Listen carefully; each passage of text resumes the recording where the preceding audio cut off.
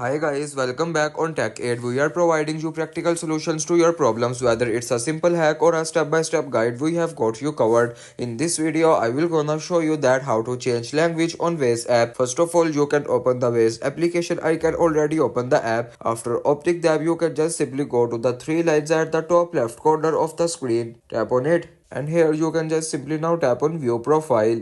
And now you can just simply see the last option, that is settings. Tap on it, and here you can now tap on general, and after this you can see the first option, that is language. Tap on it, and here you will select the language that you want to choose, and this is the way you can change language on Waze app. If you want to keep your online activity private and access to restricted contents like I do, try using a VPN. It's secure, easy to use, and makes a browsing safer. The link to buy is in the description below. If this tutorial helped, don't forget to like the video and subscribe for more practical solutions. Got questions or need extra help, drop a comment below and we will be happy to assist. See you in the next one. Thanks for watching.